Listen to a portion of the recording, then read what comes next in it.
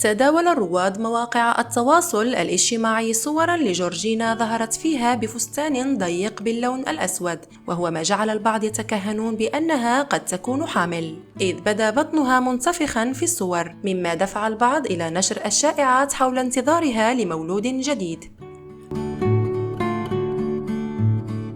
إلا أن هذه الشائعات غير مؤكدة على الإطلاق، خاصة وأن جورجينا شاركت مؤخرا صورا لها من عطلتها الصيفية، حيث بدت ببطن مسطح وغير منتفخ، مما يشير إلى أن هذا الانتفاخ قد يكون عائدا لاضطراب هرموني أو خلل عابر في الجهاز الهضمي، كما تجاهلت جورجينا هذه الأنباء تماما.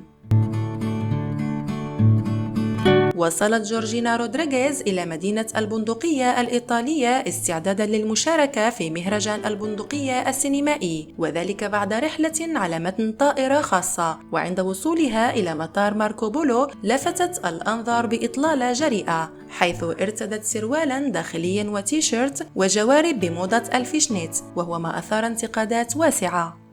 لم يقتصر الجدل على إطلالتها في المطار فحسب، بل استمرت الأنظار تلاحقها عندما تألقت على السجادة الحمراء بمناسبة الذكرى العشرين لمهرجان ديفا إيدونا في فينيسيا.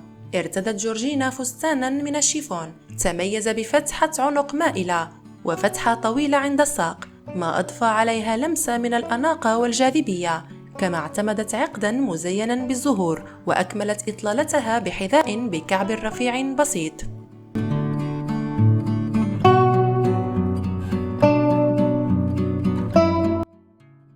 الحذاء الذي ارتدته جورجينا رودريغيز في مهرجان البندقية السينمائي من ماركة جيانفيتو روسي، وتحديدا من طراز إل ذو الكعب العالي. يتميز هذا الحذاء بتصميمه المفتوح من الأمام، مما يسمح لأصابع القدم بالظهور، بينما يغطى الجزء الأمامي بمادة ثيرموبلاستيك بوليريثين الشفافة، ما يجعل القدم تبدو وكأنها مكشوفة بالكامل تقريبا. كما أن تصميم الحذاء المفتوح من الخلف يكشف عن معظم القدم، مما أضفى لمسة أنيقة على إطلالتها.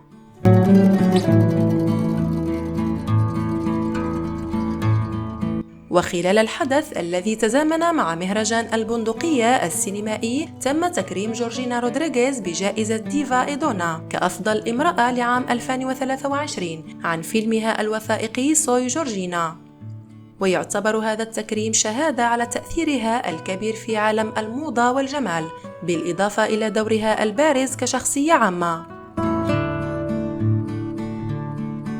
وإلى جانب الشائعات حول حملها، تزايدت التكهنات حول زواج جورجينا من كريستيانو رونالدو، خاصة بعد أن أشار إليها كزوجته في عدة مناسبات. في نهاية شهر أغسطس الماضي، ظهر كريستيانو رونالدو في فيديو على قناته على اليوتيوب وهو يشير إلى جورجينا كزوجته، مما دفع البعض إلى الاعتقاد بأنهما قد تزوجا سرا، إلا أن الثنائي لم يعلن حتى الآن عن أي مراسم زواج رسمية، مما يترك الباب مفتوحا أمام المزيد من التكهنات.